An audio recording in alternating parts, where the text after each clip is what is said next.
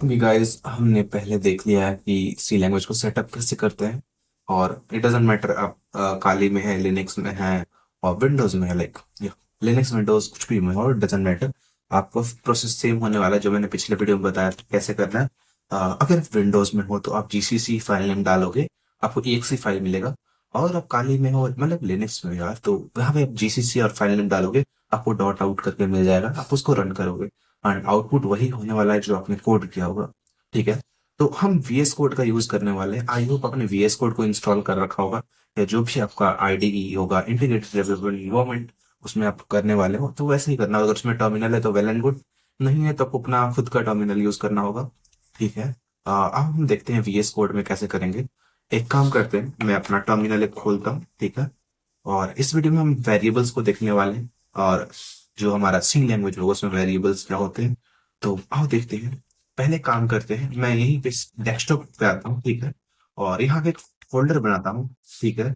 हम सी लिख देते हैं। ठीक है। तो देखो हमें सी लैंग्वेज का मतलब सी का एक फोल्डर बन के आ गया। सी के हम एक एग्जीक्यूशन के लिए हम इसको परमिशन देंगे।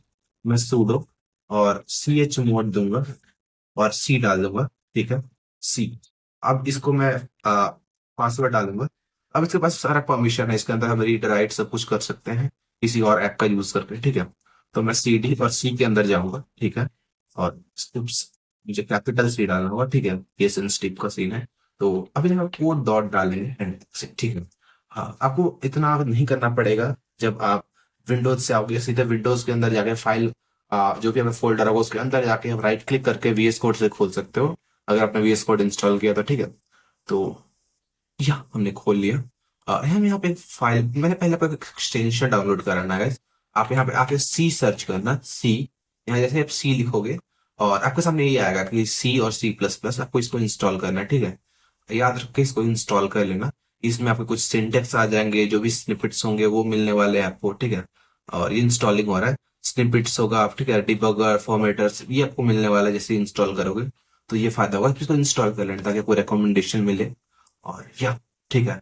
और पहले हम देखते हैं बॉयलर प्लेट का बात कर रहे हैं। ठीक है। हम यहाँ पे लिखेंगे मेन डॉट सी। आप कुछ और भी लिख सकते हो, बट लास्ट में डॉट सी आपको इंक्लूड करना होगा। मेन की जगह कुछ भी लिख लो। ठीक है। आपको लास्ट में डॉट सी लिखना होगा। अभी तक इंस्टॉल हो रहा है, लेट मी चेक क्या मुझे कुछ ऑप्शन आ रहा है। आ, मुझे कोई सजेशन नहीं आ रहा है इधर लैंग्वेज की तरफ से, क्योंकि हमारा अब तक ये सी और सी प्लस प्लस इंस्टॉल नहीं हुआ है। ठीक है। इसको इंस्टॉल होने देते हैं। मैं आपको खुद लिखता हूँ, बताता हूँ। देखो जैसे हमारा पीएचपी में है, तो पीएचपी में कुछ भी प्रोग्राम स्टार्ट करने से पहले आपको मतलब जो भी हमें कोड है उसको लिखने से पहले आप ये करते हो। ठीक है। और आपका जावा है, उसमें आप अपना लिखते हो वॉइड मेन। ठीक है, जो भी है तो वो करते हो आप। ठीक है, पब्लिक स्टैटिक वॉइड मेन वो सब लगाते हो, फिर करते हो HTML में आप ये HTML का जो हमारा ये होता है हेड टैग बॉडी टैग ये सब करते हो। ठीक है। तो वैसे ही हमारा सी लैंग्वेज में भी एक बॉयलर प्लेट कोड है जो आपको करना पड़ता है, और वो कैसे करते हैं मैं बताता हूँ। पहले आपको हैश लिखना है, हैश टैग, और इंक्लूड लिखना है। ठीक है, इंक्लूड। और हमें इंक्लूड करना है stdio। ठीक है, stdio.h। ठीक है। ये हम ये कोड हमें लगाना है। ठीक है। अब बाद में आप समझोगे कि कोड क्या है, अभी बस समझ लो प्रोग्राम लिखना है, सी लैंग्वेज रन करना है, तो आपको ये लगाना जरूरी है, इंक्लूड stdio.h। ओके। मैं आपको हो सके तो वेबसाइट पे ये सब कुछ इंक्लूड करा दूंगा, कोड ऐसा दे दूंगा, ये भी इंस्टॉल हो रहा है। ओके। उसके बाद आपको लिखना है इंट मेन। ओके।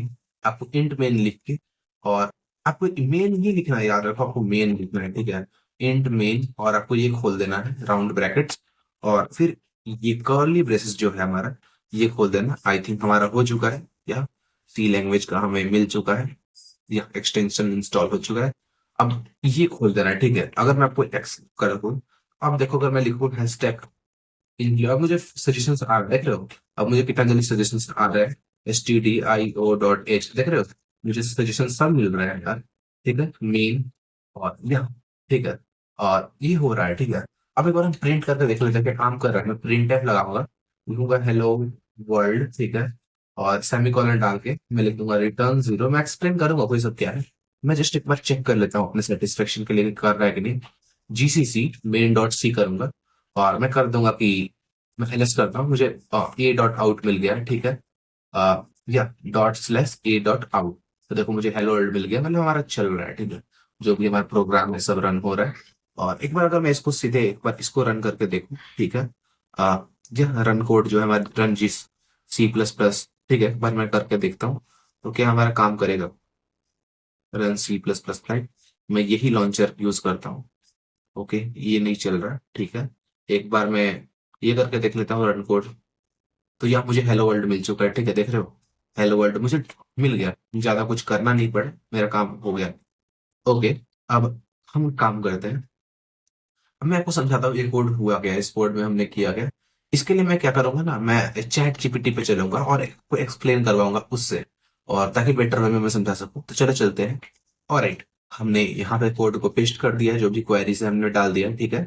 अब इससे हम मांगेंगे कि ये सब है क्या, इससे हम पूछते हैं। इससे ही हम पूछ लेते हैं, ठीक है।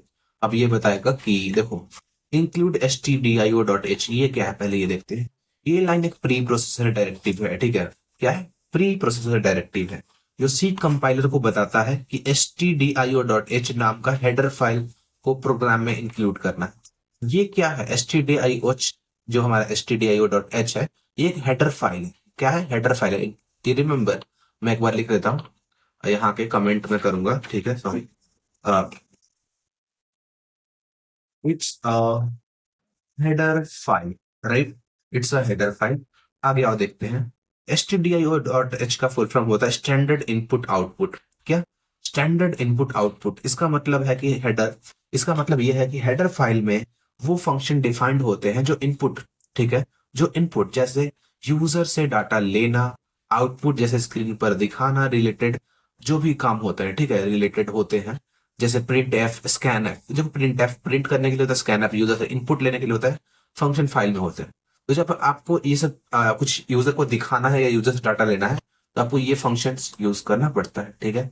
हालांकि मॉडर्न में मॉडर्न जो सी लैंग्वेज होता है उसमें उतना नहीं, कभी कभी नहीं चाहिए होता है, बट ये इंक्लूड कर दो तो वेल एंड गुड, ठीक है।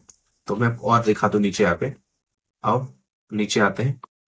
एक काम करता हूँ, बहुत, मैं तो पहले आपको सारा बता देता हूँ फिर आऊंगा। अभी आता है हमारे इंट मेन पे। इंट मेन क्या है? देखो, इंट मेन, मेन एक स्पेशल फंक्शन है, मैंने बताया था ना मेन। मेन एक स्पेशल फंक्शन है जो हर सी प्रोग्राम को एंट्री पॉइंट होता है, ठीक है। जो मेन की जगह मैंने बोला कुछ और नहीं लिख सकते शुरू में आप। जो मेन होता है हमारा एक एंट्री पॉइंट होता है। इंट का मतलब ये है कि फंक्शन को एक इंटीजर वैल्यू रिटर्न करना होगा। देखो मैंने रिटर्न जीरो, मैंने आपको दिखाऊं तो अगर, तो मैंने रिटर्न जीरो लिखा है, और जीरो क्या है, एक इंटीजर है, एक नंबर है, इसलिए हम इंट यूज कर रहे हैं। तो मैं आपको बताऊं तो देखो यहाँ भी यही है बात, कि इंट एक स्पेशल फंक्शन है जो सी लैंग्वेज में एंट्री पॉइंट होता है, ठीक है, मेन जो हमारा है। इंट का मतलब ये है कि फंक्शन एक इंटीजर वैल्यू को रिटर्न करेगा जो जीरो होता है, ठीक है, हम रिटर्न करवा रहे हैं जीरो, वो एक इंटीजर है, ठीक है। और मतलब मेन का एंड में एक इंटीजर वैल्यू जीरो या किसी और नंबर रिटर्न होती है, जो हम जीरो रिटर्न करा रहे हैं, इसीलिए हम इंट यूज कर रहे हैं, राइट। तो हम प्रिंट एफ जो हेलो वर्ल्ड करा रहे हैं, तो अब समझ गए कि प्रिंट एफ का ये एक मेथड है, एक फंक्शन है प्रिंट एफ, जिसके अंदर जो भी आप डालोगे वो प्रिंट हो जाता है, ठीक है। तो यहाँ पे देख सकते हो ये एक फंक्शन, देखो ये एक फंक्शन कॉल है जो stdio.h हेडर फाइल से आता है। ये कहाँ से हमें प्रिंट एफ मिल रहा है, ये stdio.h जो लगा है इसकी वजह से हमें प्रिंट एफ फंक्शन मिल रहा है। अच्छा, अगर ये प्रिंट एफ फंक्शन में अगर यूज ना करूँ तो क्या मुझे नहीं मिलेगा? अगर मैं अब इसको रन करूँ तो क्या रन नहीं होगा? मैं एक बार आता हूँ, ठीक है। और देखो मुझे एरर मिल रहे हैं, बहुत सारे एरर मिल गए। पहले हमें एरर नहीं मिल रहे थे, जैसे देखो इन फंक्शन में, ठीक है, वार्निंग, ये सब हमें कुछ एरर मिल रहा है। ओके, एक काम करते हैं, मैं इसको वापस डाल देता हूँ, ठीक है। अब मैं इसको रन करता हूँ, डीबग करते हैं तो क्या मुझे मिलेगा। तो नीचे देखो मुझे हेलो वर्ल्ड मिल चुका है बिना किसी प्रॉब्लम के, ठीक है। एक बार मैं क्लियर आउटपुट कर दूं तो या ऐसे हमें एरर मिलेंगे अगर आपने stdio नहीं लगाया तो, क्योंकि ये आपको रिटर्न करता है प्रिंट एफ एंड स्कैनफ, ये सब करने का आपको आजादी देता है, ठीक है। और यहाँ पर हेलो वर्ल्ड एक स्ट्रिंग है जो प्रिंट एफ फंक्शन को दिया गया है। या अभी आपको डाटा टाइप्स अगले वीडियो में बताएंगे, अभी जस्ट मैं आपको बता रहा था कि हमारा स्टार्ट कैसे करना है। पहले डाटा टाइप्स देखेंगे फिर वेरिएबल्स देखेंगे, ऑलराइट। और ये लाइन मेन फंक्शन पे एंड होते, ठीक है। जो मैंने रिटर्न जीरो कराई है क्या है, ये लाइन मेन जो हमारा फंक्शन है पर एंड पर होती है, ठीक है, मेन फंक्शन के एंड पर होती है। रिटर्न जीरो का मतलब है प्रोग्राम सक्सेसफुली एग्जीक्यूट हो गया है और कोई एरर नहीं आया। देखो मैंने रिटर्न जीरो क्यों कराया, मतलब मैं बता रहा हूँ कोड को कि प्रोग्राम सक्सेसफुली रन हो चुका है, कोई एरर नहीं आया, रिटर्न जीरो है, सक्सेस है। रिटर्न जीरो का मतलब ही सक्सेस है। और लास्ट में हमने क्लोजिंग कर्ली ब्रैकेट लगा दिए, मतलब प्रोग्राम खत्म, यहाँ से स्टार्ट हुआ और यहाँ पे खत्म हुआ, ठीक है। यहाँ से स्टार्ट हुआ, यहाँ पे खत्म हुआ। ये डबल ब्रैकेट आपको लगाना ही पड़ता है, याद रखना। अगर इन फ्यूचर आर्ग्यूमेंट्स पैरामीटर सब लो दो तो चलेगा, इसके अंदर कुछ डालोगे डाटा, लेकिन अभी ऐसे ही रहने वाला है, ठीक है। आई होप समझ गए कि हमारा बॉयलर प्लेट क्या होता है। अगले वीडियो में हम डाटा टाइप्स देखेंगे, और उसके अगले वीडियो में हम हो सके तो वेरिएबल्स देखेंगे, या आगे पीछे भी हो सकता है, पहले वेरिएबल्स या डाटा टाइप्स। बट इस वीडियो का मकसद यही था कि आपको समझाया जाए कि बॉयलर प्लेट क्या होता है, ये सब वर्क कैसे करता है सी लैंग्वेज का, प्रिंट फंक्शन ये सब कहाँ से आ रहा है, ये सब यहाँ stdio.h से आ रहा है, ठीक है। तो आई होप इस वीडियो में कोई दिक्कत नहीं होगा। Any problem you are get facing, just let me know in my Telegram. Telegram का लिंक आपको डिस्क्रिप्शन में या चैनल के बायो में, ठीक है, अबाउट सेक्शन में या कमेंट सेक्शन में कहीं भी मिल सकता है। आप जाके चेक कर लेना, वहां आप कुछ भी अपना प्रॉब्लम टाइप कर सकते हो, मैं आपको रिप्लाई देने की कोशिश करूंगा, ठीक है। तो क्या, मिलते हैं नेक्स्ट वीडियो में, तब तक खुश रहो, सुहागन रहो।